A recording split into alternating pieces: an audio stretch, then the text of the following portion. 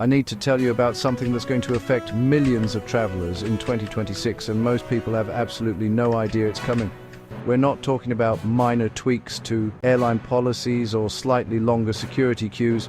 We're talking about fundamental changes to how Americans and other travelers enter Europe and the UK, changes that could derail your entire trip if you're not prepared. So let's talk about what's actually happening, why it matters, and most importantly, what you need to do about it. Now, you might think this sounds like bureaucratic nonsense that won't really affect you. But here's the thing, these aren't optional. Airlines will check for these authorizations before you board. Border agents will deny entry if you don't have them. And unlike the old days, when rules were loosely enforced, 2026 is the year when the systems go digital and the enforcement becomes automatic.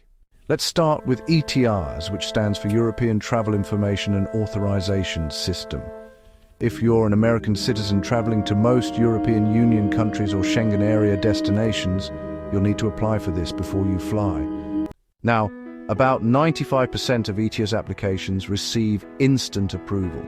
That sounds great until you realize that 5% don't. That 5% goes into manual review, which can take up to 4 weeks. And somewhere between 1% and 3% of applications are ultimately denied due to criminal records, previous deportations from EU countries, or security concerns flagged in the system. There's no appeal process at the airport. If you're denied, you're not getting on that plane. So here's what I recommend. Apply for ETIAS at least 2 to 4 weeks before your travel date. If you're traveling during peak summer season or major holidays, push that to 6 to 8 weeks.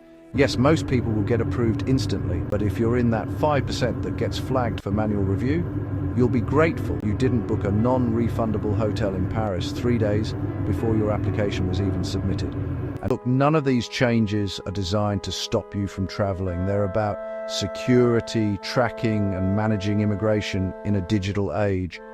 But they do require you to plan ahead and pay attention to details that used to be optional. But that first trip in 2026 or beyond is going to require more preparation than you're used to. So start now, check your documents, understand the timeline, and build in buffer time for things to go wrong, because they will, especially in the early months.